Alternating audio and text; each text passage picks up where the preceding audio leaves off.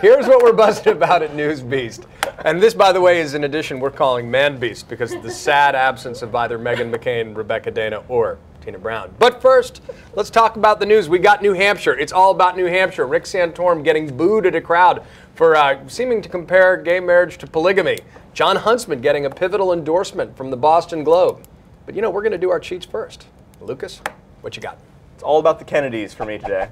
Boo. After 2 years without a Kennedy in national office. What will we do? What will we do? Well, don't worry. Joe Kennedy III is here to save us. The grandson of Bobby Kennedy is going to run for Barney Frank's seat in 2012 in Massachusetts. I actually have a framed photo of Bobby Kennedy over my desk. But this Lucky Sperm Club shit has got to stop. This is nuts. What the Kennedys feel like, how will the U.S. Congress survive unless there's someone with our last name in here? Well, I think George W. Bush actually ended political legacies forever. Really? I think that he was so bad that people now think we're not going to vote for someone based on their last name. Oh, no. In Boston, wait till Jeb never 2016. count the Kennedys out in Massachusetts. So you think he's going to... Oh, yeah. Ramin, what do you have? Anti-Kennedy. Okay, for me, this is a very serious story. Drew Barrymore is engaged to be married to Will Koppelman, an art consultant. I've never heard of him. I have nothing against Drew Barrymore. She's 36, but this is her third marriage. She was engaged to a club owner named Jeremy Thomas for 1 month. If that was his real name. And to Tom Green for 2 years. And here's my point. I think I like that one in retrospect. can I finish what I'm about to say? That was a good kind of late 90s. I have something very important to say. I think in light of all this stuff, we're talking about gay marriage, can gay people be allowed to get married? Okay, I see what you're doing here. Yeah, go on. I think there should be a law that does not allow people to get married 3 times. Wow. I think if you've been married twice and you're going to get married again, you've gone and you've said till death do us part twice, and you're going to get married again. You have to get a civil union. A test or do something to show. No, I know. I think it's a civil union. I don't think Drew Barrymore should be allowed to be married. All right, so my cheat, I'm kind of like last night. I started seeing on Twitter this Rick Santorum might have won Iowa after all. Now remember, vote counting, as much as we like to think, it is not a scientific process. There's math involved, but there's human error, as we have seen over and over. 8-vote margin, a lot of room for human error. So this dude out of Appaloosa County, who has a great name, Edward True, says that when he was at his caucus, in a very southernmost part of Iowa, that Mitt Romney only got 2 votes, but he logged it into his Facebook as a way of marking down the actual data. But instead, he said it was recorded at 22 votes, which of course would be, if he is telling the truth, Edward True, that would swing the Iowa caucus to Rick Santorum, not Mitt Romney. Now, the Iowa Republican Party, I emailed them last night, and they're saying there's nothing to this. They haven't certified the final election yet.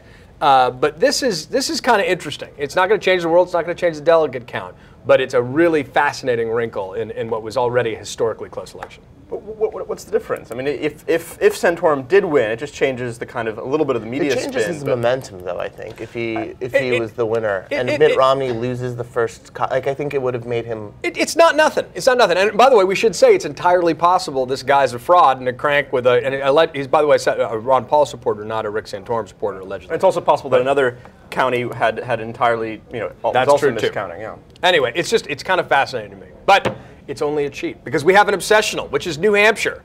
Live free or die, baby.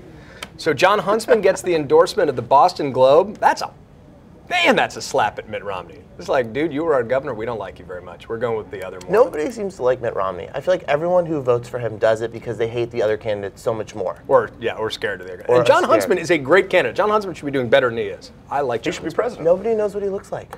Really? You went on the street and asked people what Jon Huntsman looks like. Could they really pick him out? Is it all about looks to you, Ramin? It's not about, yes, it is, actually. You boiled down my life in a single sentence. What about the campaign chronicles, according to Ramin? That's right.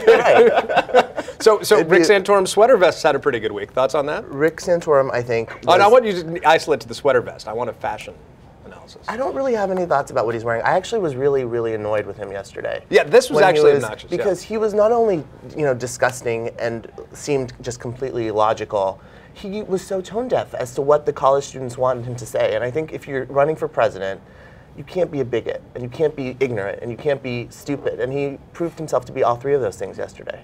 Yeah, so what happened was, he spoke in front of a bunch of college students, and he got testy, and he was making the case that the reason he's opposed to marriage equality, which they have in New Hampshire, is that because it's a slippery slope to polygamy. And he got booed. I mean, when you leave a New Hampshire crowd and get booed, it shows you that different politics play here. Thanks.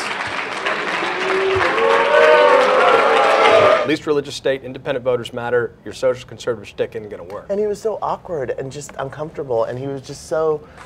But, I mean, this is not surprising. We've put his foot in his mouth this way many times before. But it's surprising that this man is actually being considered to be He is very much good. We're going to go to final word, but give your summing up of this, because you've been excluded from the Santorum conversation. No. I've been enjoying watching the two of you go on about it. But I just think that we all know that, we hear now reports about his sort of ties to lobbyists and all that. Santorum is going to collapse just like all the other Republican presidential candidates have, except for Mitt Romney, and we're going to have Mitt Romney. So, let's give him his moment. Let's boo him off stage, and let's move on to the on that cheering note. The real stuff. Oh, democracy! Why are you so predictable? Lucas, final word. What you got? Boo. Marriage. Civil. I like that. That's all for us at NewsBeast today. We'll see you on Monday. Have a great weekend.